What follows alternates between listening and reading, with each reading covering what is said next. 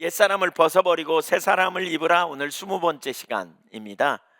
오늘은 그 옛사람의 네 번째 특징이라고 할 수 있는 이제 그 하나님 없이 살려는 삶의 방식, 이런 주제로 오늘 말씀 나누려고 합니다.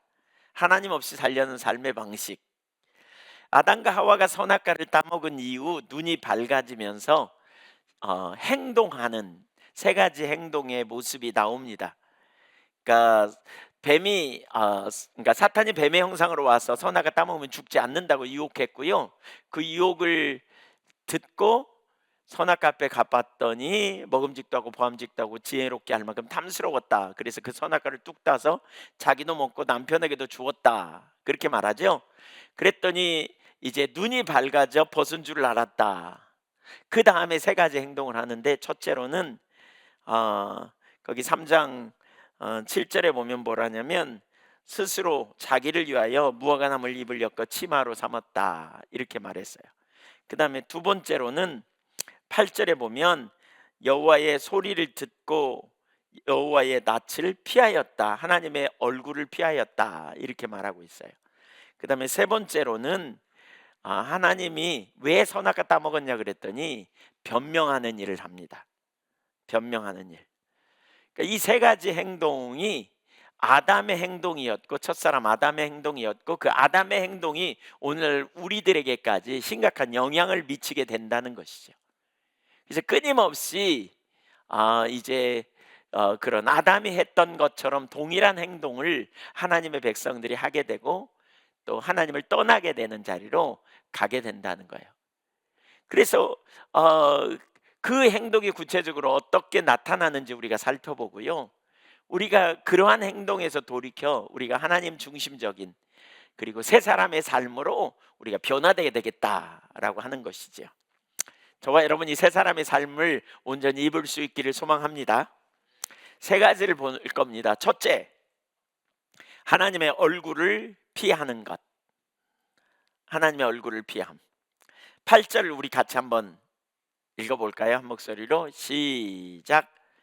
그들이 그날 바람이 불 때 동산에 거니시는 여호와 하나님의 소리를 듣고 아담과 그의 아내가 여호와 하나님의 낯을 피하여 동산 나무 사이에 숨은지라. 선악과를 따먹은 이후 아담과 하와는 하나님의 얼굴을 피했습니다. 하나님의 얼굴을 피했어요. 낯을 피했다, 그 말은 얼굴을 피했죠. 왜 하나님의 얼굴을 피했을까요, 여러분?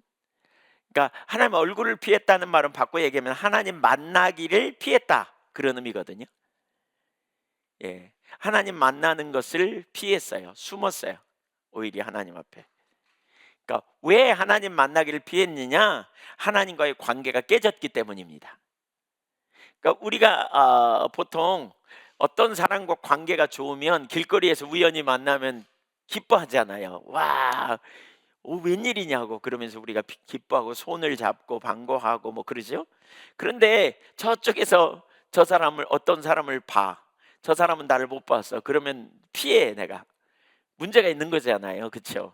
예, 깨어졌기 때문에 뭔가 그 사람을 안 만나고 싶어 하죠. 우리가 좋은 관계에 있는 사람을 만나면 기쁨이 충만한데, 그렇지 않을 때 우리가 피하죠. 뭐 예를 들면 내가 뭐 저 사람에게 마음이 불편하다든가, 그 사람에게 뭔가 내가 죄를 지었다든가, 아니면 저 사람이 뭔가 나를 뭔가 좀 힘들게 한다거나, 저 사람 만나면 말이 많아가지고 내가 불편하다거나, 그러면 이제 우리가 안 만나려고 하잖아요. 아담이 지금 하나님의 얼굴을 피했대요. 낯을 피했대요. 왜 그러느냐? 아담이 범죄했거든요, 하나님 앞에. 범죄함으로 그는 하나님 보는 것을 두려워했어요. 그래서 나무 뒤로 숨었다는 거예요. 숨었어요. 자, 보통 우리가 언제 하나님의 얼굴을 피하는가를 볼 수 있을 때, 한 부분은 이렇게 죄책감에 눌릴 때, 실패할 때 우리가 하나님의 얼굴을 피하려고 하죠. 죄를 지으면 하나님을 안 찾잖아요. 예, 여러분 그런 경험 해보셨죠? 네, 죄책감에 눌리면 그냥 하나님 앞에 나가는 게 좀 꺼림칙하고, 또 그래서 좀 숨죠. 한동안 숨고 피하고 뭐 이런 자리에 우리가 가잖아요. 그러다가 그 죄책감이 좀 희미해지면 하나님을 향해 나가잖아요.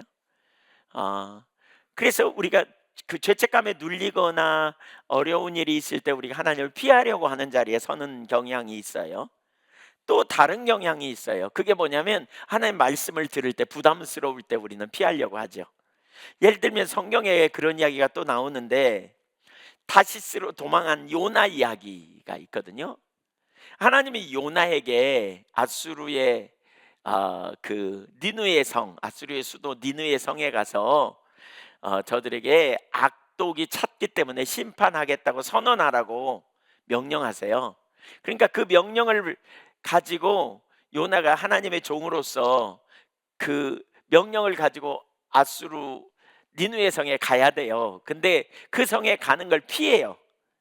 그래서 도망해 버립니다. 왜냐하면 아수르 성의 사람들은 매우 악독해 가지고요, 진짜 심각한 문제를 일으키거든요. 그러니까 그 니느웨 성에서 이렇게 가라는 명령을 거부하고요 도망갑니다. 1장 3절을 한번 같이 읽어볼까요? 요나서 1장 3절 시작.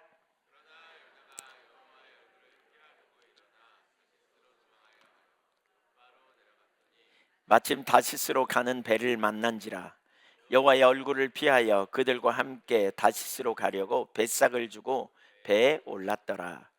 하나님의 얼굴을 피하려고 일어나 다시스로 도망하려고 했다. 근데 마침 욥바라는 항구에 갔더니 마침 다시스로 가는 배가 있어.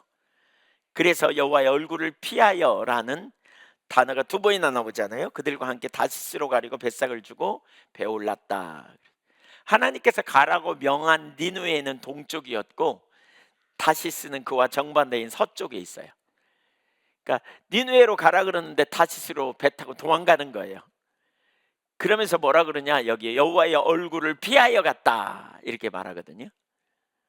여호와의 얼굴을 피하여 갔다. 네. 그러니까 왜 여호와의 얼굴을 피하여 갔느냐? 하나님의 명령이 부담스러운 거예요. 자기 민족을 사랑하는 마음에서 비롯돼요. 예. 아수르가 하나님의 경고를 받아들이고 심판을 피해 버리면 그에 대한 영향이 곧바로 자기 민족에게 임할 것을 염려해서, 예, 아수르에게 이미 여러 차례 이스라엘은 유업을 당했고 또 BC 841년에 예후가 통치하던 시대에 아수르에게 조공을 바치기까지 했거든요.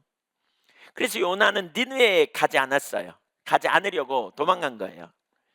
왜냐하면 니느웨 사람들이 틀림없이 자기가 심판을 받으리라고 선포하면 돌이킬까 염려해서. 그래서 요나서 4장 2절에 보면 그는 이렇게 선포해 놓고 들에 나가 가지고요 이렇게 숨어 가지고 니느웨가 멸망하기를 기다리다가 멸망 안 하니까 이렇게 말하거든요. 예. 내가 고국에 있을 때 이런 일이 있을 거라고 말씀하면서 내가 다시스로 도망했지 않습니까? 근데 왜 멸망 안 시킵니까? 이러고 있는 거죠. 다시스는 망해야 되는데, 그런 의미죠. 여러분, 하나님의 말씀을 들을 때 부담된 적이 있으세요? 말씀을 듣다가? 그러면 한번 고개 끄덕거려 보세요. 그런 말씀은 안 들으면 좋겠다 뭐 이런. 별로 없으세요? 다멘이에요? 네. 말씀을 들을 때 어떤 데 부담되는 말씀이 있잖아요. 어떤 때 하나님 말씀을 들으면 하고 싶지 않은데 하라 그런다든가 뭐 그런 거 있죠. 왜? 지금 그런 말씀을 들었다는 거죠. 저도 개인적으로 그런 경험이 있어요. 뭐 예를 들면 뭐 이렇게 용서하고 싶지 않은데 용서하라 그러든가, 아니면 돌아서라 그러든가, 아니면 누군가한테 사과하라 그러든가, 사과하고 싶지 않어 근데 사과하래. 또 제가 막 마음에 막 어떤 일을 하고 싶어 근데 그거 내려놓으라 그럴 때 이게 참 하고 싶지 않잖아요. 제가 죽전교회에 있을 때 거기서 3년 만에 목사 안수 받고 4년째 이제 다른 데로 가려고 딱 계획했는데 하나님께서 가는 게 내 뜻이 아니야, 너 여기 있어야 돼 라고 말할 때 제가 그 내 신을 벗으라 이런 책을 읽는 가운데 그런 생각이 들어서 그 책을 집어던졌어요. 별로면 책이 다 있네 그러고. 안 듣고 싶은데 그런 이제 그런 거죠. 이런 우리 청년들과 함께 한 번은 저기 어디죠? 그 소록도에 간 적이 있어요. 근데 거기 맹인명동에 있는 한 분이 간증하시더라고요. 아, 병 걸려 갖고 맹인, 그 정말 그 손발이 다 뚝뚝 떨어져 나가고 코도 없어요. 거기다 눈까지 멀었으니 얼마나 힘든 상황이에요. 그런데 거기서 신앙생활을 하면서 예수님을 만나게 돼서 너무 기뻤대요. 그래서 매일 기도굴에 가 갖고 기도하는 게 재미있었대요. 근데 어느 날 기도했더니 하나님이 그러시더라는 거죠. 항상 기뻐하라, 쉬지 말고 기도하라, 범사에 감사하라. 그래서 가만히 생각해 봤대요. 쉬지 말고 기도하라면 할 수 있겠는데 항상 기뻐하는 거 뭐 주님 생각하니까 기뻐할 수도 있겠더래요. 근데 범사에 감사하라, 도저히 못 하겠더라는 거예요. 그래서 일어나서 나왔대요. 거기서 벌떡 일어나서 나왔대요. 네. 그 다음 날 또 기도하라고 갔더니 똑같은 감동을 또 주더래요. 그래서 벌떡 일어나서 나와 가지고 한동안 안 가버렸대. 하나님 말씀이 이렇게 듣기가 부담스러우니까 안 들어간 거죠. 네. 예, 물론 그러다가 나중에 이제 그분이 다시 가 가지고 똑같은 감동이 있어서 막 울면서 소리쳤대요. 하나님 입장 받고 생각해 보라고. 나 같으면, 하나님 나 같으면 감사하겠냐고. 그때 독생자 예수 그리스도를 십자가에 못 박으신 그 사건을 깨닫게 하시면서 하나님이 우리를 구원하기 위해 어떤 희생을 치르렀는가를 보여주셔서, 그래서 그때 비로소 하나님께 진정으로 감사할 수 있게 되었다, 이런 간증을 하더라고요. 우리가 때로는 주님의 말씀이 우리에게 부담되잖아요. 그렇죠? 저도 뭐 전에 나눈 거지만, 예, 제가 직장 생활하면서 돈을 한 300만 원 모았어요. 그거 가지고 저기 신학교 갈 때 쓰려고요. 근데 어떤 분이 300만 원이 필요하다고 저한테 얘기해서 왜 나한테 말해? 그랬는데 그 다음 날 기도했더니 네가 줘라 그러시는 것 같아서 제가 처음에는 별로무 생각이 다 나네. 그래서 예수 이름으로 물러가라 막 이랬어요. 근데 그 생각이 계속 나서 나중에는 그냥 기도도 안 했어요. 예, 부담스러우니까 하나님 얼굴을 피하는 거죠. 안 듣고 싶죠. 우리 사실 그게 아담적 옛 본성이라는 거죠. 피하고 싶고 안 듣고 싶고 하나님 얼굴을 가리고 싶고 숨고 싶고 이런 거죠. 네, 그런 경험이 있는 분 손 들어보세요. 한 번이라도 하나님 얼굴을 피하고 싶었던 경험이 있는 분. 네, 네, 손 내리세요. 한 번도 없으신 분도 적지 않네요.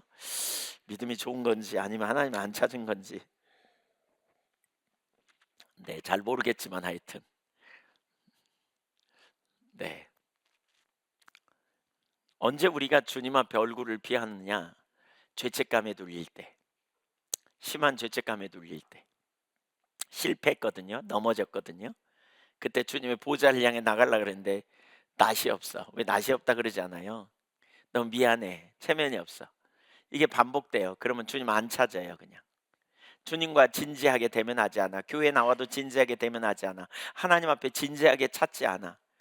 그냥 하나님과의 관계를 대면 한다 그러죠. 예? 대면 그냥 멀리 좀 거리를 두고 그냥 고백은 하지만 인격체이신 주님을 대면하고 주님을 알기 원하고 주님의 음성 앞에 삶을 조정하려고 하는 태도는 없이 그냥 형식적인 신앙으로 전락하든지, 진지하게 회개도 잘 하지 않고 그냥 일정한 관계를 가지고 살아가거나. 네. 왜요? 주님 앞에 서면 자신의 실상을 보니까.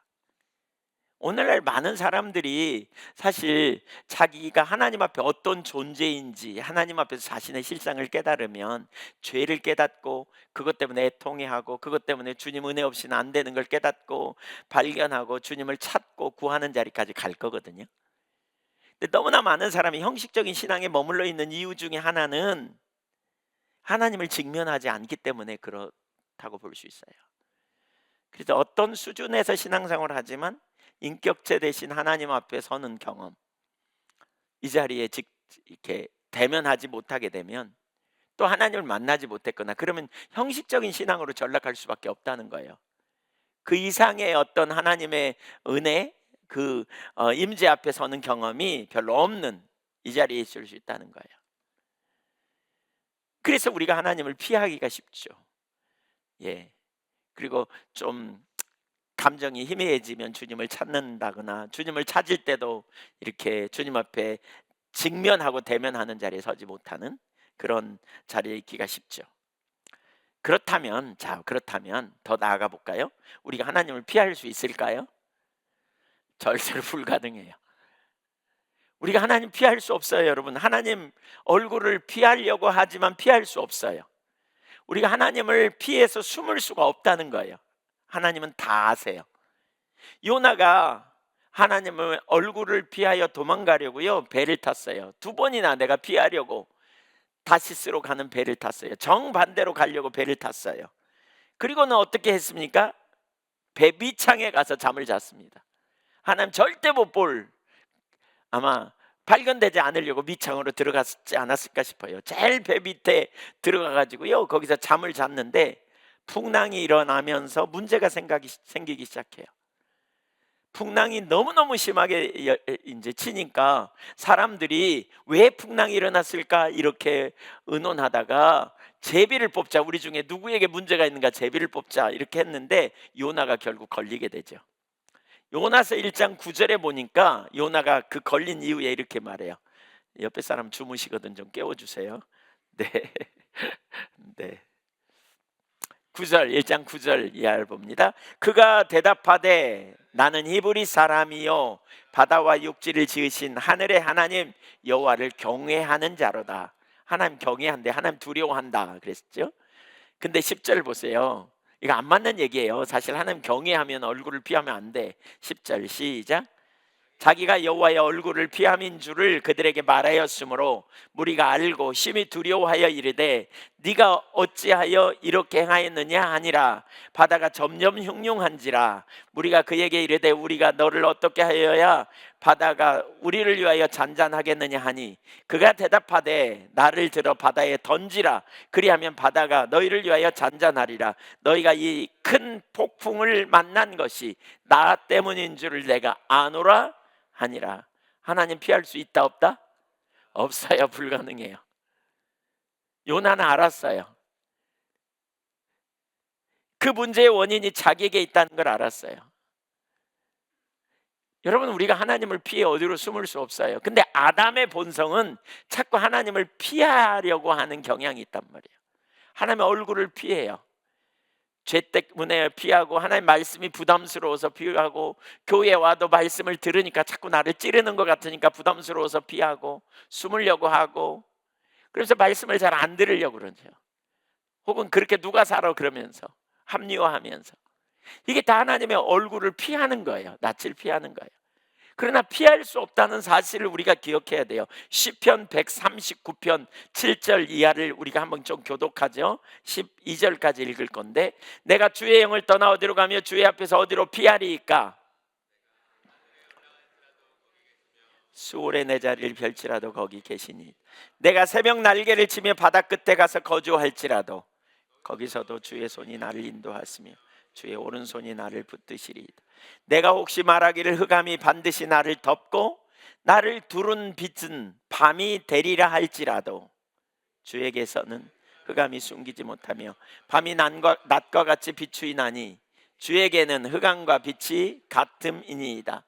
여러분, 하나님께 숨을 자가 아무도 없다는 거예요. 바다 끝에 가서 거할지라도, 수월은 무덤을 가르쳐요. 무덤 속에 있을지라도 주님은 거기에 계신다는 거예요. 한번 따라해주세요. 하나님은 나를 아시고 어디나 계신다. 전지하심과 무소부지라는 개념이에요. 하나님 어디나 계세요. 하나님 전지하세요. 모르시면 하나도 없어요. 우리의 혀의 말을 알지 못하시면 하나도 없고, 우리의 생각을 밝히 하시며 우리가 어디에 있든지 다 아세요. 그뿐만 아니라 어디나 계세요.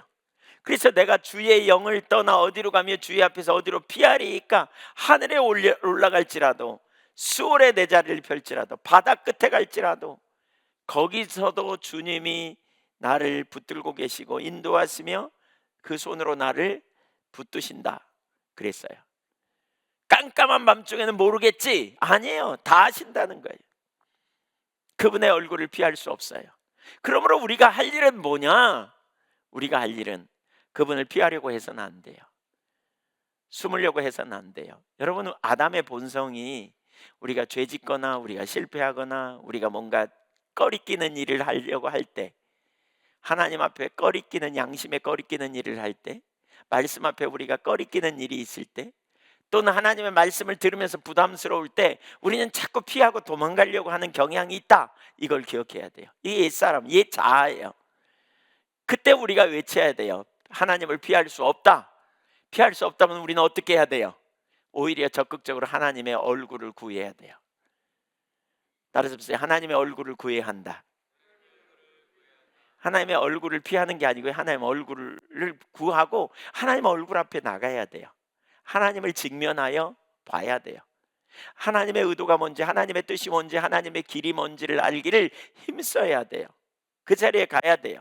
그래서 무엇보다 회개할 때 하나님의 백성들이 회개할 때 하나님의 얼굴을 구하여 나오라고 말씀하세요. 실제로 여러분 있잖아요. 하나님의 얼굴은 하나님의 임재를 상징하고요, 하나님의 임재는 하나님의 도움을 상징해요. 그래서 하나님의 얼굴로 함께 할 때 하나님의 백성에게 놀라운 승리가 있어요. 이사야 8장 17절에 보면 선지자가 임재가 그친 하나님의 얼굴을 가리워 있는 상태에서 내가 하나님의 얼굴을 기다리고 기대할 거라고 그렇게 표현하고 있어요. 하나님의 임재가 거치면 하나님의 백성들을 하나님이 돌아보지 않겠다는 표현이거든요. 그래서 주의 얼굴빛을 주의 성소에 비춰달라고 간구하고 있죠. 여러분, 주님의 얼굴이 함께 한다는 건 주님의 임재가 함께 하는 거고, 주님의 임재하실 때 주님의 생명이 우리와 함께 하시고 그 생명 안에 있는 하나님만 하실 그 일들이 우리 가운데 넘치는 거예요. 그래서 역대하 7장 14절에 보세요. 13절에 보면 그런 표현이 있잖아요. 혹 내가 하늘을 닫고 비를 내리지 않거나 메뚜기로 너희 가운데 너희 토산을 먹게 하거나 연병으로 너희 가운데 유행하게 될 때에, 그러면서 14절 읽어보죠. 시작. 내 백성이 그들의 악한 길에서 떠나 스스로 낮추고 기도하여 뭘 찾으면? 내 얼굴을 찾으면 내가 하늘에서 듣고 그들의 죄를 사하고 그들의 땅을 고칠지라 그랬어요. 핵심은 뭐냐? 하나님의 얼굴을 찾는 거예요. 하나님의 얼굴을 찾는다는 말은 하나님 자신을 구하는 거예요. 하나님을 알기를 구하고 하나님과 인격적 교제 가운데 있기를 원하고 하나님을 사랑하는 자리에 있기를 원하는 거예요. 하나님과 함께 있는 삶에 놀라운 승리가 있기 때문에 그래요. 우리가 범죄할 때 나타나는 특징은 하나님의 얼굴을 피해요. 숨어요. 하나님이 안 보는 것처럼, 하나님 모르시는 것처럼. 여러분, 믿음이 없는 게 뭐예요? 하나님이 안 보는 것처럼 생각하는 게 믿음이 없는 거예요. 믿음이 있다는 건 뭐예요? 히브리서 11장 6절에 믿음이 뭐냐? 히브리서 11장 6절은 이렇게 말하죠. 믿음이 없이는 기쁘시게 못하나니 하나님께 나아가는 자는 반드시 그가 계신 것과 그를 찾는 자들에게 상 주시는 이심을 믿어야 할지니라. 그분을 찾을 때 상 주세요. 그분이 계세요. 그래서 우리는 기본적으로 하나님이 계심을 알고, 그리고 하나님 앞에서 살아가는 것, 이게 우리 그리스도인의 삶이에요. 여러분, 하나님 앞에서 사시기를 축복합니다. 호세아 5장 13절 이하에도 보면 하나님의 이스라엘 백성들을 징계하시면서 주시는 메시지가 뭐냐? 하나님의 기대가 뭐냐? 하나님의 얼굴을 구하라는 거예요. 5장 15절 같이 읽습니다. 그들이 그 죄를 뉘우치고 내 얼굴을 구하기까지 내가 내 곳으로 돌아가리라. 그들이 고난받을 때에 나를 간절히 구하리라. 하나님이 징계하세요. 그래서 고난이 올 거라는 거죠. 그때 하나님은 주권자로서 하나님의 백성들이 하나님께로 돌아와야 돼. 그 주권 아래. 근데 이때 핵심이 뭐냐? 하나님의 얼굴을 구하는 거예요. 하나님 자신을 구하는 거죠. 그분의 임재 아래 있기를 원하고, 그분의 길로 행하기 원하고, 그분이 기뻐하시는 삶을 살기 원하고, 그분을 알기 원하고, 하나님의 의도와 목적이 뭔지 깨달아 기꺼이 자신의 삶을 거기 드리고. 그래서 하나님 앞에서의 삶, 이게 기독교인의 삶이에요. 하나님과 친밀한 교제 가운데 있기를 원하는 자에게 주시는 말씀도 하나님의 얼굴을 찾으라는 것이었어요. 시편 27편 8절 너희는 내 얼굴을 찾으라 하실 때 내가 마음으로 주께 말하되 여호와여 내가 주의 얼굴을 찾으리이다 하였나이다. 하나님이 다윗에게 너희는 내 얼굴을 찾으라 하셨다는 거예요. 그러자 다윗이 마음속으로 하나님 내가 주의 얼굴을 찾으리이다, 그리고 주님의 얼굴을 찾았다는 거예요. 나누어지지 않는 한 마음으로 그가 하나님을 사랑하고 하나님 알기를 구하는 자리에 있었던 거죠. 시편 105편 4절, 여호와와 그의 능력을 구할지어다, 그의 얼굴을 항상 구할지어다. 능력 있는 삶을 살기 원합니까? 하나님의 얼굴을 구하십시오. 하나님의 얼굴에게서 숨지 마세요. 숨는 대신 하나님 어디 계세요? 이렇게 구하는 거예요. 피하는 대신 하나님이 기뻐하시는 명령과 하나님의 말씀을 따라 우리 삶을 적극적으로 드러내는 거예요. 하나님의 얼굴을 구하는 사람은 그분의 뜻을 쫓아 우리의 삶을 조정하는 사람. 이게 참된 예배의 자세이기도 하고요, 이렇게 예배할 때 우리의 삶의 변화가 일어나요. 시편 24편 3절, 여호와의 산에 오를 자가 누구며 그의 거룩한 곳에 설 자가 누구인가? 여호와의 산, 거룩한 곳, 이건 성전을 의미합니다. 예배자로 설 자가 누구냐? 어떤 사람이냐? 4절에 보세요. 곧 손이 깨끗하며, 네 가지를 얘기하는데, 손이 깨끗하며 마음이 정결하며 뜻을 허탄한 데 두지 아니하며 거짓 맹세하지 아니하는 자로다. 손과 마음이 청결한 사람, 거룩한 사람, 구별된 사람. 이 사람이 누구냐? 24장 5절, 그는 여호와께 복을 받고 구원의 하나님께 의를 얻으리니 어떻게 이 삶을 살시느냐? 6절의 핵심입니다. 시작. 야곱의 하나님의 얼굴을, 이는 여호와를 찾는 족속이다. 동일하게 여호와를 찾는다는 게 뭐냐? 하나님의 얼굴을 구하는 거다. 하나님 자신을 구하는 거예요. 하나님의 의도가 뭔지, 하나님의 뜻이 뭔지, 하나님을 알기 원하고 그분의 의도와 그분의 뜻이 뭔지 왜 알아요? 그 뜻대로 살려고. 이게 여호와를 찾는 거예요. 하나님의 얼굴을 구하는 거예요. 여러분, 하나님의 얼굴을 구해야 돼요. 하나님의 얼굴을 피하지 않기를 축복합니다. 도망가지 마십시다. 죄책감에 눌립니까? 죄를 지었습니까? 여러분, 숨지 마세요. 우리가 정직하게 하나님을 대면하고 나가야 돼요. 히브리서 4장 12절과 13절에 보면 그런 표현이 있죠. 히브리서 4장에 보면 하나님의 말씀은 살았고 운동력 있어 좌우에 날선 어떤 검보다도 더 예리하여 혼과 영과 및 관절과 골수를 찔러 쪼개기까지 하며 또 마음의 생각과 뜻을 판단하나니 지으신 것이 하나도 그 앞에 드러나지 않음이 없고 우리의 결산을 받으실 이의 눈앞에 만물이 벌거벗은 것 같이 드러나느니라. 말씀의 기능이에요. 말씀이 계속 우리를 드러내요. 우리가 죄인이라는 걸 드러내고 우리를 계속 찔러요. 그때 우리는 무슨 일이 있어요? 은혜로다. 그래서 정말 내가 죄인인 걸 깨닫게 하시니 감사하다, 이렇게 말할 수 있겠죠. 근데 그냥 계속 찔러대. 그러면 우리가 죄인이라는 사실을 알고 실패했다는 사실을 알게 될 때 어떤 상태로 가요? 눌려요.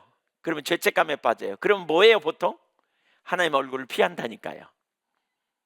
바로 이런 순간에 우리가 어떻게 해야 되느냐? 14절 여기 접속사가 되게 중요해요. 읽어보세요. 크게 시작.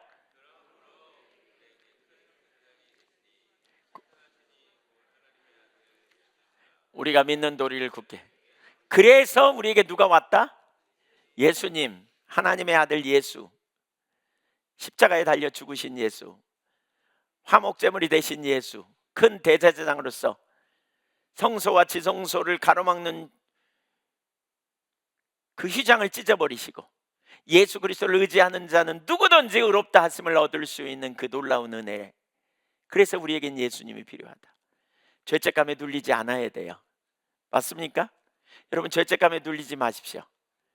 오히려 뭐예요? 더 적극적으로 죄책감에 눌리면 하나님의 얼굴에서 숨어 피해. 근데 적극적으로 주님의 보좌를 향해 나가는 거예요. 적극적으로 예수 그리스도를 굳게 의지하고 나가는 거예요. 거기서 끝나지 않아요. 15절 보세요. 우리에게 있는 대제사장은 우리의 연약함을 동정하지 못하실 리가 아니다. 우리의 연약함을 아신다, 그리고 동정하신다, 도와주신다, 그 말이에요. 이 동정한다는 표현을 어떤 학자는 이렇게 번역했더라니까, 신경으로 연결된 관계라는 거예요. 예수님과 우리와 여러분 왼쪽 손에 바늘을 콕 찌르면 오른손이 가만히 있어요? 가요? 왜요? 신경으로 연결됐기 때문에. 아야 그러고 가잖아요. 신경으로 연결됐기 때문에 예수님이 우리의 연약함을 그렇게 돌아보신다는 거예요. 기쁜 소식이죠. 한번 생각해 보세요. 별로 안 기쁜 것 같아요. 지금 생각 잘 해보세요. 예수님이 우리 연약함을 아실 뿐만 아니라 도와주신다니까요. 즉각적으로 도와주시는 분이다. 지금 이 얘기하는 거예요.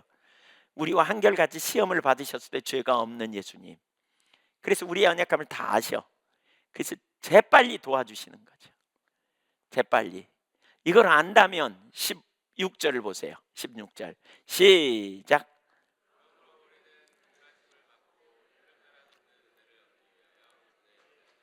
그래서 우리에게 우리가 할 일이 있다. 은혜의 보좌 앞에 담대히 나가라는 거예요. 그래서 하나님을 찾으라는 거예요. 그래서 하나님의 얼굴을 구하여 나가라는 거예요. 숨지 말라는 거예요. 부족합니까? 숨지 마십시오. 연약합니까? 숨지 마십시오. 넘어집니까? 숨지 마십시오. 죄 지었습니까? 숨지 마십시오. 하나님의 얼굴을 구하여 나가십시다. 이게 우리 그리스도인의 삶이에요. 복음을 아는 자의 삶이에요. 이게 실패하고 넘어졌을 때 많은 사람은 숨어요. 말씀을 들을 때 잘 못해. 감당할 능력이 없을 것 같아. 나는 안 돼. 내가 뭘 해. 이럴 때 많은 사람은 하나님의 얼굴을 피하여 숨어요. 못해요. 안 해요. 안 돼요. 그리고 적당하게 이렇게 가려고 그래요. 여러분 숨지 말고 보좌를 향해 나가는 거예요.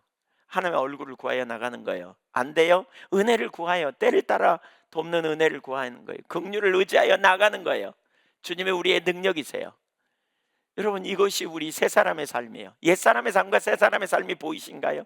옛 사람의 삶은 피하고 숨고 그래서 적당한 신앙생활하고 항상 죄책감에 눌려 있는 상태로 가든지 아니면 주님과의 원거리를 유지하지요. 가까이 가는 거 부담스러워. 나는 주님이 내게 너무 가까이 오면 부담스러워요. 왜냐하면 나에게 뭔가 막 말씀하시고 요구할까 봐 부담스러워요. 이런 분들이 있다면 그 옛사람의 삶이에요. 그 미련한 거예요. 그거. 새 사람의 삶은요 주님의 얼굴을 구하는 거예요. 주님의 말씀을 듣기를 원하는 거예요. 말씀을 들을 때 잘 안 되면 때를 따라 돕는 은혜를 구하여 보좌 앞에 나가는 거예요. 주님 저 주님의 은혜가 필요해요. 제 능력으로 할 수 없어요. 그래서 주님 저에게 은혜를 부어주세요. 우리가 그 은혜 아래서 승리할 수 있어요. 그 은혜 아래서. 그래서 여러분 우리는 하나님의 얼굴을 구하는 사람이 돼야 돼요. 항상 그분의 얼굴을 구해야 돼요. 항상 그분의 얼굴. 항상 그분이 우리에게 함께 하실 때 능력이 있어요. 그분이 임재하실 때 능력이 있어요. 하나님이 우리와 함께 하실 때 능력이 있어요. 그래서 그 은혜가 없다면 우리는 이렇게 기도해야 돼요. 시편 42편 1절에 보면 목마른 사슴이 시냇물을 찾기에 갈급한 같이 내 영혼이 주를 찾기에 갈급합니다. 그러면 2절에 읽어볼까요? 2절 시편 42편 2절을 보면 이렇게 말해요. 제가 읽을게요. 안 올라오니까. 내 영혼이 하나님 곧 살아계시는 하나님을 갈망하나니 내가 어느 때에 나가서 하나님의 얼굴을 배울까? 내가 하나님의 얼굴을 갈망한대요. 어느 때에 나가서 하나님의 얼굴을 배울까? 하나님의 임재 안에 있어야 생명이에요. 우리 그리스도인은 하나님의 얼굴을 피하는 사람이어서는 안 돼요. 옛사람의 삶을 종치세요. 이제 아셨죠? 피하지 맙시다. 아멘. 그래서 예수님이 필요하고 그래서 하나님이 필요합니다. 주님의 얼굴을 구하여 나가자고요. 넘어지거나 실패하거나 무능한 자리에 우리가 주저앉지 말고 믿음으로 보좌를 향해 나가고 때를 따라 돕는 은혜를 주신 하나님 앞에 나가고 하나님 새롭게 하신 은혜를 부어달라고 담대히 나가 주님 자신을 구하고 그분의 임재를 경험하고 그분의 능력 아래서 살아가는 믿음의 종들이 다 되시기를 축복합니다. 두 번째, 스스로의 처방을 찾음. 7절 읽어보겠습니다. 7절 시작. 그들의 눈이 밝아져 자기들이 벗은 줄을 알고 무화과 나무 잎을 엮어 치마로 삼았더라. 여기 원어에 보면요 자기를 위하여라는 의미의 히브리어 전치사가 있어요. 그래서 아담과 하와는 벌거벗은 실체를 발견했을 때, 바꿔 말하면 자기들의 한계를 경험하고 약함을 발견했을 때 자기들을 위해 스스로 처방을 찾은 것입니다. 그러니까 인간 본래의 연약함을 깨달았다 이렇게 말할 수 있는데, 전에는 주님의 은혜로 살았다면 이제 그 실체를 발견하게 됐을 때 그들은 자기들을 위해 스스로 처방을 찾은 겁니다. 그때 이후 인간은 스스로의 길을 따라 살게 된 겁니다. 우리가 하나님 중심에 있을 때는 하나님의 지혜를 구해 살아요. 그러나 하나님을 떠나 자기 중심으로 돌아가면 아담이 그런 것처럼 스스로 해결책을 찾습니다. 곧 자기 지혜를 의지하고 자기 방법을 모색하여 살아가려는 경향이 있습니다. 철저하게. 사실 우리는 하나님의 지혜를 따라가야 승리가 있다는 걸 기억할 필요가 있어요. 교회의 기초는 뭐예요? 마태복음 16장 18절에 내가 이 반석 위에 내 교회를 세우리니 그랬거든요. 이 반석이 뭐예요? 이 반석은 베드로의 신앙 고백 혹은 예수 그리스도를 알게 됨, 이게 교회의 기초예요. 예수 그리스도가 교회의 반석이고 예수 그리스도를 알게 됨으로 한 베드로의 신앙 고백. 근데 베드로의 신앙 고백은 누군가 가르쳐 준 지식이 아니라 하나님께서 성령으로 알게 해주셨어요. 예수 그리스도가 주님이심을 알게 하셨어요. 교회에는 이런 지혜가 있어야 돼요. 성령의 깨닫게 하시는 역사가 있어야 돼요. 그리고 이 반석 위에 내 교회를 세우리니 음부의 권세가 이기지 못하리라 그랬어요. 영적 전쟁에 승리하는 비결은 하나님의 지혜 가운데 있어야 돼요. 예수님이 하나님 나라를 선포하셨고 그 하나님 나라의 의미는 통치라는 개념이라 그랬어요. 통치의 개념. 통치 안에 들어가야 능력이 있어요, 우리가. 그러니까 여러분, 통치를 벗어나면 능력이 없어요. 통치 안에 어찌하든지 우리는 들어가야 돼요. 그래서 하나님이 우리에게 성령을 보내셨어요. 우리가 구원받은 자에게 하나님이 우리에게 주시는 선물 중에 최고의 선물은 성령을 받는 거예요. 사도행전 2장에 보면 그러잖아요. 예수를 믿은 자에게 사도 베드로가 그렇게 말하죠. 하나님이 얼마든지 선물을 보내시리니, 성령을 선물로 주시리니 그랬어요. 여러분이 예수님을 믿는다면 성령님이 여러분 안에 거하세요. 믿으십니까? 성령님이 우리 안에 거하세요. 왜요? 고아처럼 버려두지 않기 위해. 성령님이 우리 안에서 일하시는 걸 크게 두 가지로 말할 수 있어요. 하나는 뭐냐면 우리를 모든 진리로 인도하시기 위해서, 모든 걸 가르치고 하나님 백성다운 삶을 살게 하기 위해서. 그래서 모든 걸 가르치고 모든 걸 생각나고 모든 진리로 인도하시고 죄가 뭔지 의가 뭔지 심판이 뭔지 우리에게 깨닫게 하시는 거죠. 성령님이 이런 일을 이루세요. 또 한 가지는 성령님이 임하시면 하시는 또 한 가지는 권능을 받고 복음의 증인되는 사역을 감당하는 일을 감당하게 하려고 성령님이 오셨어요. 그렇죠? 그러니까 우리를 지혜로 이끄시는 성령의 음성에 귀를 기울이고 성령의 인도를 따라가고 또 말씀을 따라 우리가 살아갈 때 놀라운 승리가 있는 것이지요. 그 삶을 살아야 돼요. 여러분, 그 삶을 살 수 있기를 축복합니다. 근데 시대마다 하나님의 백성들이 하나님을 떠나 자기 중심이 되면 성령의 음성을 듣지 않고 하나님의 지혜를 따라가지 않고 말씀을 따라가지 않고 자기 방법을 따라 살며 자기 길을 따라갑니다. 그러면 그때부터 심각한 문제가 생기기 시작합니다. 심각한 문제가 돼요. 우리 지난 금요일 날 일남선교회, 우리 여기 대부분 일남선교회 분들이 2부 예배 오셨는데 일남선교회 17분이 야유회 가셨어요. 이번에 많이 가셨어요. 거기 가서 이제 예배를 드리기로 하고, 제가 아침에 일어나서 예배 준비를 위해서 기도하는데 그런 마음을 딱 주셨어요, 하나님께서. 그러니까 성령을 주셨고 세상 끝날까지 성령님이 함께 하신다고, 이런 감동을 주셨어요. 예수 믿는 자에게 성령을 주셨잖아요. 그리고 성령이 언제까지 있다고요? 세상 끝날까지. 그러면 한 사람에게 성령님이 언제 떠나요? 주님 나라 가는 날 떠나요. 그렇죠? 그러니까 성령님이 계시는 거예요. 자, 이건 뭘 의미해요? 왜 그런 감동을 주실까? 제가 금방 알았어요. 그런 생각이 들었어요. 오늘 보통 우리가 그러기가 쉬워요. 이렇게 나이가 먹고 은퇴하면 직분에 은퇴하고 또 세상 일에 은퇴하다 보면 점점 우리는 뭐 하느냐? 주님과의 관계가 멀어지기가 쉬워요. 예배가 그냥 습관처럼 되어지고 하나님 찾는 일을 지속적으로 하지 않고 우리가 사역에 소홀히 하고 그러다 보면 놓쳐요. 우리 정국태 장로님 은퇴 예배에 제가 설교하려고 준비하는데 하나님 그런 마음을 주셨어요. 직분은 은퇴해도 사명은 은퇴하지 않는다. 은퇴가 없다. 제가 그것과 연결해서 금방 깨달아지더라고요. 연세 드신 어르신들 잘 들으세요, 여러분. 성령님이 여러분 안에 계세요.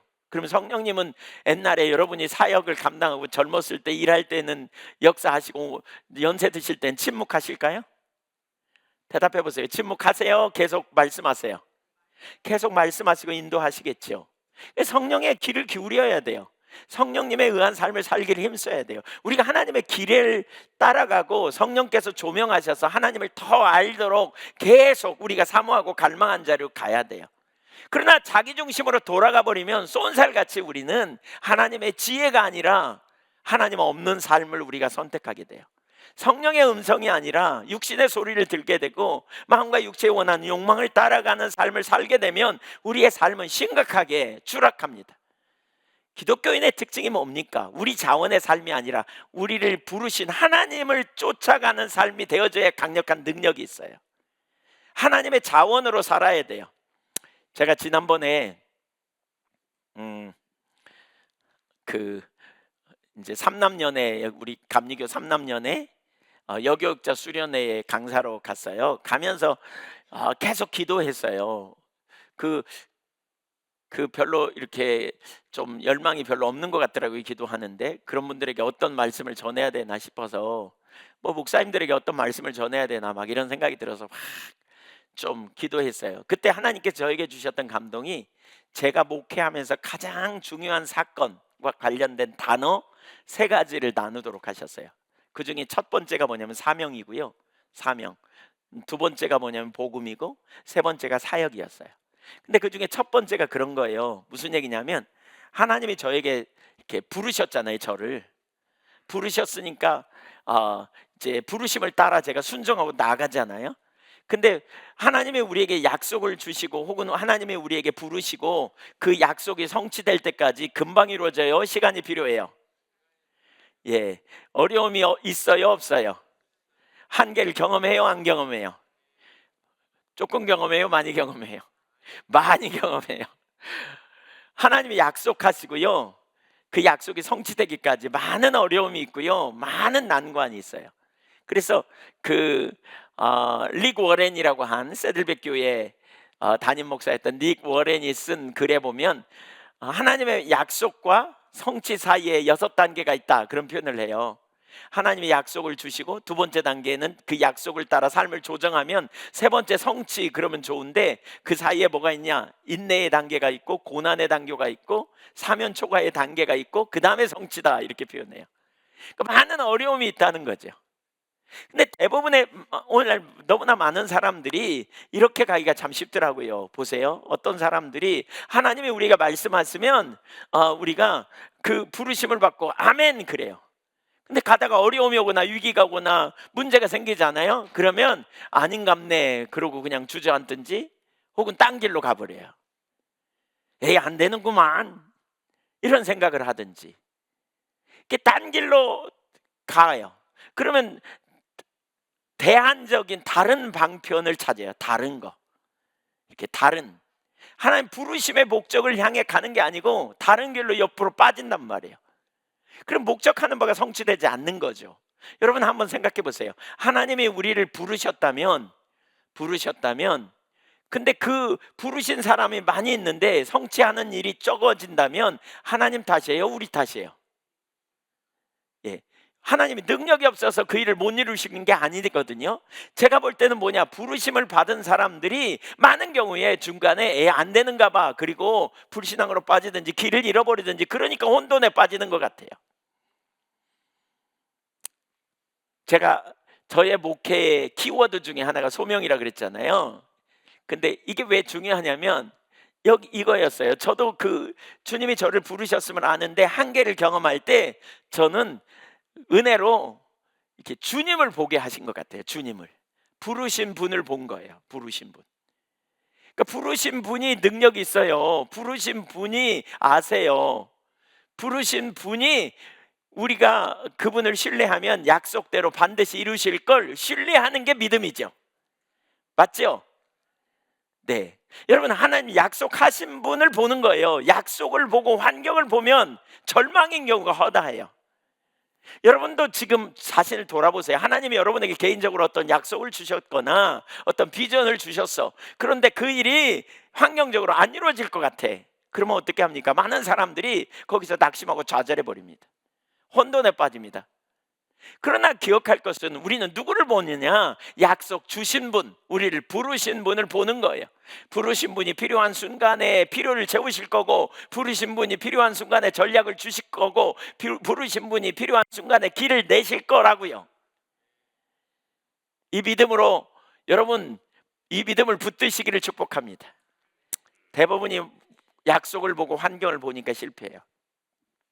보세요. 지금 졸 때가 아니에요. 저를 보세요. 지금 오늘 유난히 조시는 분들이 많아요. 저에게 졸림이 여러분으로 갔나 모르겠어요. 제가 설교하기 전에 일부 예배 시간까지, 아까 찬양까지 죽을 것 같았거든요. 오늘 설교 못할 것 같았어요. 너무 힘들어가지고 기운이 한 개도 없고. 근데 지금 그게 싹 없어졌어요. 아마 여러분으로 갔나? 죄송합니다. 아니, 안 그럴 거예요. 네. 왜냐하면 제가 서는 순간 여러분도 많이 졸았거든요. 네. 그래서 제가 어떻게 했냐면 부르신 분을 봤어요. 설교자로 저를 세우신 분을 보면서 찬양할 때 내내 앉아가지고 입은 바짝바짝 마르고 그냥 초콜릿 하나만 먹으면 좋겠다. 당 떨어졌나? 막 이런 생각도 들고 은혜를 구하고 그랬어요. 근데 지금 딴 사람이 됐어요. 제가 은혜가 함께 한 거죠. 이거. 네, 네. 한번 졸아놓고 별 얘기를 다 듣네. 뭐 이런 생각이 드실 수 있겠지만, 잠을 깨라고. 네, 네. 아니 이거 너무 중요한 부분입니다. 지금 이게 너무 중요한 영역입니다. 여러분, 하나님의 약속은 얼마든지 이해가 된다 그랬습니다. 우리는 하나님 떠나면 자기중심으로 돌아가면 자기가 문제를 해결하려고 그러고 자기 힘으로 하려고 합니다. 스스로 처방을 내리고 스스로 길을 냈다가 그 길은 얼마 못 가요. 한계를 경험해요. 반드시 실패해요. 무너지게 돼 있어요. 성경에 이런 이야기들 되게 많이 나와요. 예를 들면 이사야 시대에 한 예를 들면 이사야 7장에 보면 유다의 아하스 왕 때에 아람의 느시남과 느말리아의 아들 이스라엘의 베가 왕이 올라와서 예루살렘을 연합 공격해요.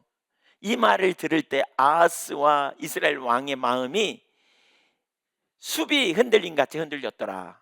이사야 7장 2절에 보면 그렇게 표현하고 있어요. 그때 7장 3절에 여호와께서 이사야에게 말씀하세요. 뭐라 그러냐? 그 아하스를 만나라 이렇게 말씀해요. 그리고 4절에 아하스에게 무슨 말씀을 주냐? 그에게 이르기를 너는 상가며 조심하라, 조용하라. 느신과 아람과 느말리아의 아들이 심히 노할지라도 이들은 연기나는 두 부직갱이 그루터기에 불과하니 두려워하지 말며 낙심하지 말라. 아람과 에브라임과 느말리아의 아들이 악한 깨로 너를 대적하여 이르기를 우리가 올라가 유다를 쳐서 그것을 쓰러뜨리고 우리를 위하여 그것을 무너뜨리고 다브엘의 아들을 그 중에 세워 왕으로 삼자 하였으나 주 여호와의 말씀에 일은 서지 못하며 이루어지지 못하리라. 그러면서 뭐라 그러느냐? 10절을 보세요.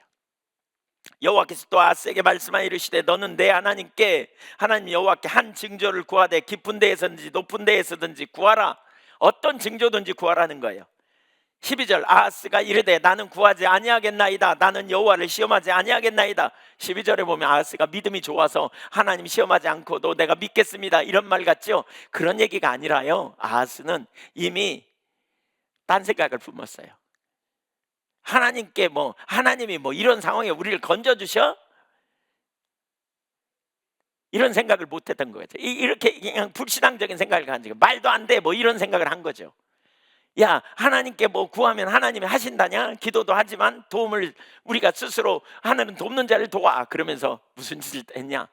아수르에게 사신을 보내갖고 금은보석 잔뜩 싸다가 줘가지고 우리 도와줘 이렇게 한 거예요. 그러니까 그가 믿는 구석이 있어. 뭘 믿어요? 아수르를 믿어요. 아수르를. 그 나라를 믿는 거예요. 하나님이 징조를 구하라. 내가 너희를 도울게. 그래도 안 구하겠다는 거예요. 믿음 좋은 것 같지만 사실은 그게 아니고요. 엉뚱한 짓 하는 거예요. 14절에 그러므로 주께서 친히 징조를 너희에게 주실 것이라. 안 구하니까 하나님이 징조를 주시겠대. 보라 처녀가 잉태하여 아들을 낳을 것이요 그 이름을 임마누엘이라 하리라. 그러면서 15절, 그가 악을 버리며 그 어린아이가 선을 택할 줄 알게 되면, 아이가, 어린아이가, 태어난 아이가, 처녀가 낳은 아이가 선과 악을 구분할 때가 되면 엉긴 젖과 꿀을 먹을 것이라. 그러면 이 아기가 악을 버리며 선을 택할 줄 알기 전에 네가 미워하는 두 왕의 땅이 황폐하게 되리라. 여호와께서 에브라임이 유다를 떠날 때부터 당하여 보지 못한 나를 너와 내 백성과 내 아버지 집에 임하게 하시리니 곧 아수르 왕이 오는 날이니라. 결국 어떻게 해요? 하나님 심판하시겠다는 거죠. 하나님 의지하지 못하니까. 여러분 보세요. 하나님 나라 백성이 사는 길은 믿음이에요. 우리가 우리 인생의 앞가림을 하는 일을 하려고 하는 게 뭐죠? 보통 하나님을 알지 못하는 백성의 삶이라면 우리는 하나님을 아는 사람이고, 우리는 하나님의 길로 행하는 사람이고, 하나님 뜻과 의도를 따라 나아가는 사람이에요. 그래서 우리가 믿음으로 하나님께 반응하고 우리가 하나님이 기뻐하시는 길로 행하려는 삶을 살되, 약속 주신 분을 믿음으로 바라보는 게 되게 중요해요. 약속하신 분, 믿음으로 주님을 볼 수 있기를 축복합니다. 이사야 30장에도 마찬가지예요. 1절 2절 보세요. 여호와께서 이르시되 패역한 자식들은 화이실진저 그들이 개교를 베푸나 나로 말미암지 아니하며 맹약을 맺으나 나의 영으로 말미암지 아니하고 죄의 죄를 더하도다. 그들이 바로의 세력 안에서 스스로 강하려 하며, 보세요, 스스로를 위하여 하나님을 찾는 게 아니고 바로, 그러니까 애국 군대를 찾았다는 거예요. 애굽의 그늘에 피하려 애굽으로 내려갔으나 나의 입에 묻지 아니하였도다. 인본주의죠. 자기 문제를 정치적으로 해결하기 위해서 아수르에게 보물을 잔뜩 싣고 가서 도와달라고 그랬던 거예요. 그랬더니 결국 애굽이 너희에게 수치가 될 거다. 아까 남한국 유다요, 아수르의 침공을 받아서 엄청나게 고통을 당하고 나중에 조공을 바치는 자리까지 가게 되거든요. 여러분, 누구를 의지하여 살 것인지 우리가 정해야 돼요. 하나님 없이 하나님을 빼버려, 인생에서. 그리고 일어나는 문제를 내가 해결하려고 그러고, 내가 해결을 하면 우월을 싣고 자부심 갖고, 못하면 죄책감에 눌리고, 대부분 여기 살아요. 여러분, 부르신 분이 우리에게 그 부르심을 성취할 능력이 있음을 믿으십니까? 네, 그분이 아세요. 그분이 우리의 상황과 환경을 아세요. 약속대로 주님이 이루실 거고요, 그렇죠? 그 뜻을 이루실 거예요. 주님이 예한교회를 세우신다 그러셔서 저는 예한교회가 세워질 가능성을, 예한교회 우리 환경, 되어지는 환경을 보고 제가 예한교회가 세워질 거다 기대했다면 벌써 낙심하고 좌절하고 뒤집어졌을 거예요. 근데 부르신 분을 본 거예요. 말씀하신 분을 본 거예요. 믿음으로 그분을 바라볼 수 있기를 축복합니다. 성경에 예수님이 큰 믿음을 3번 얘기했고 작은 믿음을 6번 얘기하셨거든요. 근데 큰 믿음이 뭐냐면 이런 거예요. 예를 들면 두 사람 이야기를 나누면서 다른 복음서에서 얘기해서 3번 얘기했는데, 예를 들면 이런 거예요. 백부장, 자기 하인이 병 걸렸으니까 고쳐달라고 백부장이 오잖아요. 그때 예수님이 내가 네 집에 가서 고쳐주겠다 그랬더니 우리 집에 오시는 걸 감당 못하겠습니다 그러면서 뭐라 그러냐면, 나도 남의 수하에 있고 내 밑에도 수하가 있는데 내가 저더러 가라 하면 가고 저더러 오라 하면 오나이다. 이처럼 주님이 말씀으로만 하셔도 내 하인이 나을 줄 믿나이다. 그랬더니 예수님이 이스라엘 중에 이만한 믿음을 본 적이 없다, 내 믿음이 크다, 이러시거든요. 뭘 두고 얘기할까요? 말씀은 반드시 성취된다는 걸 믿는 믿음이에요. 주님의 말씀 반드시 성취된다는 거예요. 여러분, 주님의 말씀이 반드시 성취될 걸 믿으십니까? 이게 큰 믿음이에요. 이게 큰 믿음. 반면에 작은 믿음은 한 가지 얘기해 볼까요? 마태복음 6장 20절에 보면 무엇을 먹을까 마실까 입을까 염려 몰라, 24절 25절 이하에 이렇게 쭉 얘기하시다가 뭐라 그러냐, 그 30절쯤 가면 믿음이 적은 자여 어찌하여 염려하느냐 그랬어요. 이런 얘기예요. 여러분, 하나님이 여러분의 필요를 채우실 거라고 믿으십니까? 성경에 기록된 약속입니다. 주님이 주님의 자녀의 필요를 채우실 거다 그랬어요. 필요를 채우실 걸 믿으십니까? 근데 먹을 게 없다고 염려해. 그걸 두고 믿음이 적다 이렇게 표현해요. 믿음이 적다. 믿음이 없는 게 아니에요. 있긴 있어. 근데 말씀을 온전히 못 믿는 거예요. 못 받아들이는 거예요. 그걸 믿음이 없다고 말하는 거예요.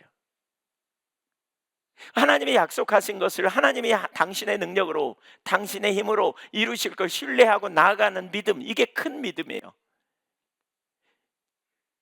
가나안 여인, 수로보닉의 여인이라고도 불리죠. 그 가나안 여인이 그 어디입니까? 그 자기 딸이 귀신 들렸잖아요. 그래서 귀신 들린 딸을 고쳐달라고 예수님께 나왔더니 예수님이 이렇게 말해요. 자녀의 떡을 취하여 개에게 주는 것이 옳지 않다. 그랬더니 그 여인이 뭐라 그러냐면, 자녀들도 주인의 상에서, 개들도 주인의 상에서 떨어지는 부스러기를 먹나이다. 그러자 예수님 뭐라 그럽니까?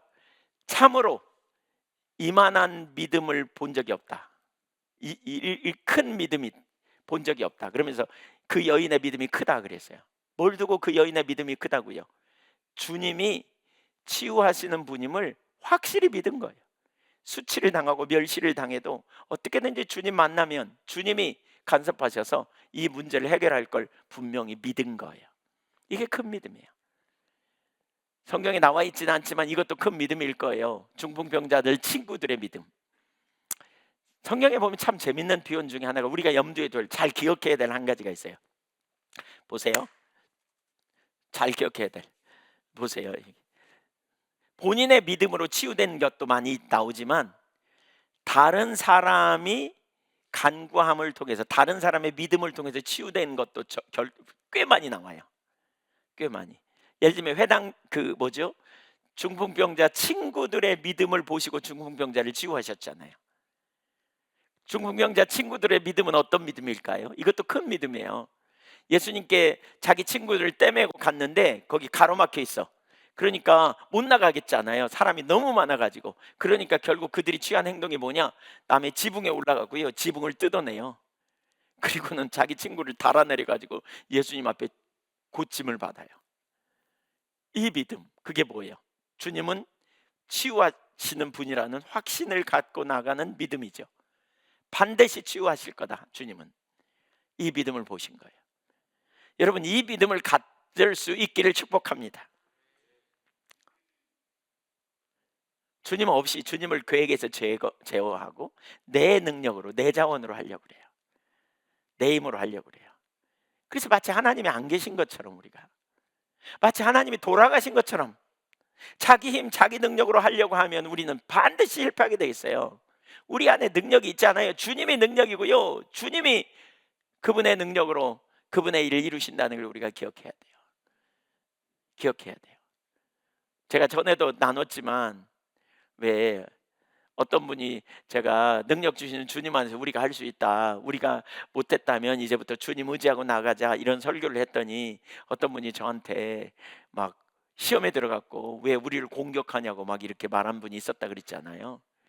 목회자 중에 다른 분들이 다 왜 그러냐고, 그 얘기가 아니지 않냐고, 그럼에도 불구하고 시험 들어갖고 저를 막 그렇게 공격해서 제가 아니라고 변명했다가, 이렇게 설명하다가 나중에 이분이 상처를 받았구나, 그래서 미안하다고 그냥 그러고 제가 싸맸어요.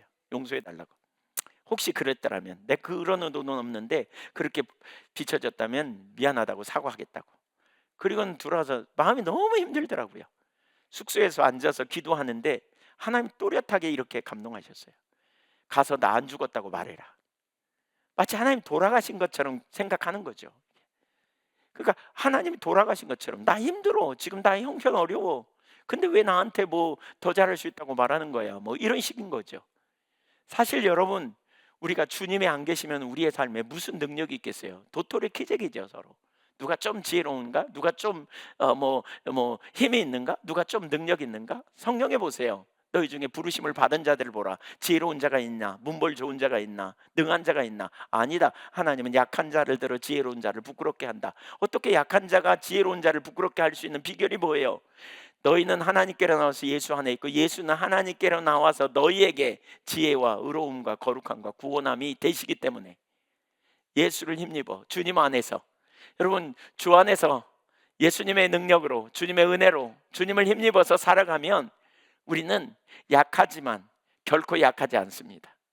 우리는 미련하지만 결코 미련하지 않습니다. 주님이 지혜로 저와 여러분을 세우시고 이끄시고 인도하실 것이기 때문에 그렇습니다. 믿음 안에 사시기를 축복합니다. 주님 안 계신 것처럼 문제를 스스로 해결하고 스스로 하려고 하다가 좌절하고 절망하며 절망에 빠지지 마십시오. 많은 목회자 중에 그런 것 같아요. 부르심을 받았어요. 근데 그 부르심의 목적을 따라 온전히 가지 못하고 뭔가 대안적인 길을 찾는 것 같아요. 대안적인 길. 안 되니까 다른 것으로, 다른 길로, 뭔가 그냥 엉뚱한 방향으로, 처음부터 부르심이 그 자리가 아니라 엉뚱한 방향으로 가는 거예요. 그냥 이건 비극이라고 생각해요.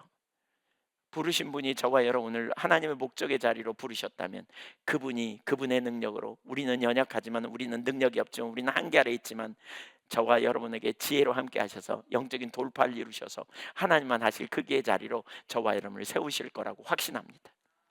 그 은혜를 의지하여 사실 수 있기를 주님의 이름으로 축원합니다. 사사기 시대, 그때에는 이스라엘 왕이 없으므로 사람마다 자기 소견에 오른 대로 행했더라, 이런 표현이 있죠. 자기 생각에 오른 대로. 사사기 17장 6절, 21장 25절에 똑같은 구절이에요. 자기 생각에 오른 대로 간 거예요. 우리는 주님을 찾는 거예요. 주님의 지혜로, 주님의 능력으로 살아야 돼요. 예, 하나님은 살아계십니다. 하나님 없이 길을 찾지 마십시다. 세 번째, 마지막 세 번째, 변호하고 합리화하는 경향을 갖습니다. 3장 9절, 오늘 본문 9절로 돌아오겠습니다. 여호와 하나님이 아담을 부르시며 그에게 이르시되 네가 어디 있느냐? 10절, 이르되 내가 동산에서 하나님의 소리를 듣고 내가 벗었으므로 두려워해 숨었나이다. 이르시되 누가 너의 벗었음을 내게 알렸느냐? 내가 내게 먹지 말라 명한 그 나무 열매를 내가 먹었느냐? 하나님은 다 아세요. 문제가 뭔지도 다 아세요. 이때 뭐 해야 돼요? 정직하게 잘못했습니다, 제가 먹었습니다, 이렇게 나와야 돼요. 용서해 주세요, 제가 그냥 먹어버렸습니다. 책임지려는 자세, 직면하려는 자세. 그래서 이 직면하는 자세가 있어야 복음을 알아요. 근데 어디로 가요? 12절 13절 보세요. 12절 13절 읽어볼까요? 시작.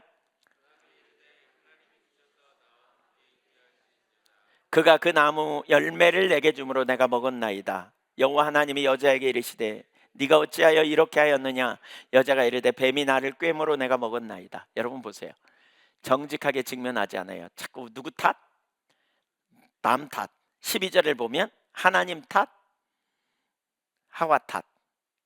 13절에 보면 뱀 탓. 하나님이 만들어주신 뱀, 하나님이 만드신 여자. 2장에 보면, 창세기 2장에 보면 아담이 하와를 볼 때 뭐라 그러냐? 내 뼈 중에 뼈요 살 중에 살이로다, 이렇게 찬사를 했어요. 근데 지금 그 여자는 원수야. 예, 여러분 한번 생각해 보세요. 이날 아마 부부싸움 대판했을지도 몰라. 너도 먹었잖아, 왜 내 핑계 대냐, 뭐 이러면서. 핑계 대는, 이게 우리 DNA 속에 있어요. 하나님 말씀 앞에 정직하게 직면이 잘 안 되는 이유가 여기 있어요. 합리화예요. 되게 중요한 게 정직이에요. 정직. 말씀 앞에 정직하게 직면하는 일, 이게 너무너무 중요한 자세예요. 근데 우리 DNA 속에 거짓말하고 합리화하고 핑계대고 이런 게 있다니까요. 여러분 다윗은 참 정직했잖아요. 열왕기상 9장에 보면 하나님이 솔로몬에게 그러거든요. 네가 네 아비 다윗과 같이 네가 바르고 순전하면 너의 왕위가 길지라 그랬거든요. 그러니까 거기 바르다, 순전하다 이런 단어가 인테그리티, 통전적 정직을 얘기해요. 처음부터 끝까지 정직했대 다윗은. 그런 정직한 삶을 하나님이 이제 다윗에게서 봤어요. 그러니까 다윗이 우리아의 밧세바를 범했다는 그 범했잖아요. 그것 때문에 나단 선지자가 와가지고 말하잖아요. 당신이 그 나쁜 놈입니다, 이렇게 말할 때 어쩌면 다윗이 이럴 수도 있어요. 이렇게 해볼 수 있어요. 핑계 없는 무덤 없다고 이럴 수 있어요. 왜 우리아의 아내 밧세바 범했냐 그랬더니, 아니 그 여인이, 글쎄 나는 아무 생각 없이 돌아다니는데 그 여인이 거기서 왜 목욕을 하냐고요, 그 시간에. 그것도 남들 다 보이는 데서 목욕을 하냐고요. 그 여인이 목욕을 해서 내가 유혹을 받았지, 순진한 나를 유혹해가지고 내가 그랬지, 이렇게 넘어갈 수도 있잖아요. 그러니까 우리가 양면성이 있어요. 다 남 탓할 수도 있고요, 정직하게 직면할 수도 있어요. 근데 정직하게 직면하는 자리에 서야 우리가 복음을 이해할 수 있어요. 무슨 얘기예요? 자기 합리화하고 핑계 대면 절대로 자기 속에 선함이 없다는 걸 몰라. 자기가 죄인이라는 사실을 잘 몰라. 항상 남의 탓이니까. 내가 문제구나, 내가 연약하구나, 내가 실패한 자구나, 내가 진짜 심각한 사람이구나, 이걸 직면하지 못해요. 이게 없으면 남 탓하니까. 이걸 뜯어내야 돼요. 이걸 뜯어내야 돼요. 정직하게 10개 중에 하나만 해당돼도 맞다고, 내가 그렇다고 이렇게 대답해야 돼, 하나님 앞에. 그래야 뭐가 돼요? 내가 선함이 없다는 사실을 진짜 깨닫고, 그래서 예수 그리스도가 없이는 내 속에 어떤 의로움이나 선함이 없음을 발견해요. 주님이 필요해요. 주님 없이는 어떤 의미도 없어요. 진정한 안식도 진정한 평강도 없어요. 그래서 나에게는 주님이 필요해요.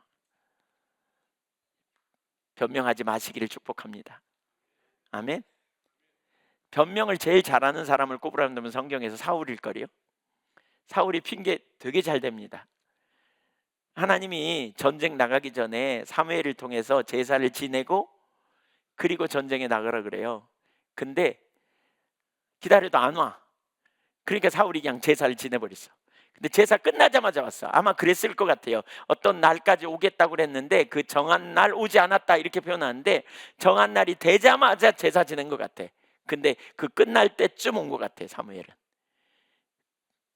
그러면서 왜 제사 지냈냐 그랬더니, 당신은 속히 오지 않고 블레셋 사람들은 오고 군사들은 슬금슬금 도망가고 그래서 어쩔 수 없이 제사했습니다 이러잖아요. 거기서 뭐 해야 돼요? 잘못했습니다 이렇게 나와야 돼요.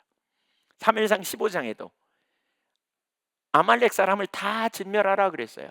그러면 아멘 그렇게 하고 나가야 돼요. 근데 아각이라는 임금 살리고 살찐 짐승들 다 끌고 오거든요. 그러니까 그러면서 사무엘에게 왕이여 복을 받으소서, 사무엘이 왕 복을 받으소서, 하나님께 내가 순종했습니다 하나님 명령에. 그러니까 저 짐승 소리는 뭡니까? 그건 백성들이, 당신의 백성들이 하나님께 제사 드리려고 몇 마리 끌고 온 거예요 이렇게 말하죠. 합리화합니다. 거짓말합니다. 핑계댑니다. 그러니까 안 변해요. 하나님이 아신다니까요. 그렇다면 우리는 그분 앞에서 정직해야 돼요. 옆에 사람한테 한번 축복하세요. 정직합시다. 변호하지 맙시다. 하나님은 아십니다. 하나님 앞에서 투명성, 이게 우리가 가져야 될 기본적인 거예요. 그러면 우리가 죄인이라는 걸 점점 발견하게 되고요, 죄인이라는 사실을 깨달으면 그래서 예수님 없이는 소망이 없구나 이걸 알아요. 그래서 나에게는 예수님 필요하구나, 정말 주님의 은혜가 필요하구나, 그 주님 없이는 어떤 소망도 생명도 없습니다 이렇게 고백하고 나가는 거죠. 거기서 복음 안에 진정한 자유와 안식, 놀라운 승리를 경험하게 되는 거죠. 거기서 아담이 타락한 이후에 나타난 세 가지 행동을 살폈습니다. 오늘 첫째는 하나님의 얼굴을 피했습니다. 하나님의 얼굴 피해봤자 소용이 없다. 우리도 피하려는 본능이 우리 속에 있어요. 말씀을 들을 때 부담스러워서 피하고, 또 안 들었으면 좋겠네 피하고, 죄책감에 피하고. 피하지 마십시다. 그러므로 우리에게 큰 대제사장이 계시니 믿는 도리를 굳게 붙잡고 나가. 그러므로 우리에게 예수 그리스도가 오셨어요. 동정하세요. 우리는 그분을 의지하여 보좌 앞에 나가는 거예요. 그러므로.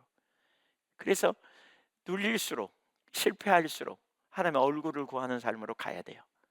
여기에 승리가 있어요. 여기에 능력이 있어요. 두 번째로, 하나님 없이 내 스스로 문제를 해결할 수 있다고 생각하지 말라는 거예요. 내 스스로 할 수 없어요. 주님이 우리를 위해 오셨어요. 할 수 없음을 인정하고 주님을 찾아 나가는 거예요. 나에게 말씀하셨다면 그분, 말씀 주신 그분을 바라보고 돌파해 내시고, 약속 주신 그분을 바라보고 돌파해 나가며 우리 승리하는 저와 여러분이 되기를 원해요. 마지막 세 번째는 그거였죠. 변호하지 말자고요. 이게 우리 DNA 속에 있어요. 여러분, DNA 속에. 어쩌다 한 번씩 그런 게 아니에요. 이게 옛사람의 주된 특징이에요. 그러니까 우리는 변호하려고 합리화하려고 하지 마세요. 부부싸움 하려 해도 이런 변호만 내리면 별로 안 싸울 거예요. 맞다고, 내가 잘못했다고, 날 도와달라고, 내가 힘들다고, 내가 그렇다고, 이게 나라고, 꼭 그런 거 잘하는 사람이 있죠. 얘기하다 보면 저도 거기에 꽤 능숙해요. 그냥 얘기하다 보면 상대편 잘못으로 확 몰아가. 그냥 자기는 문제 없는 사람, 상대편 잘못한 사람 만들어 놔. 네. 우리가 그렇게 하는데 되게 익숙해요. 그런데 아주 선수야, 선수. 우리 DNA 속에 있다니까요, 아담적 본성이. 예. 상처를 받으면 자기를 보호하려고, 우리가 자기를 지키려고 그러한 자리에. 근데 진정한 지킴은 우리 주님의 은혜로만 지켜질 수 있다. 정직해야 돼요, 주님 앞에. 그 자리에 우리 모두가 서기를 간절히 소망합니다. 기도하겠습니다.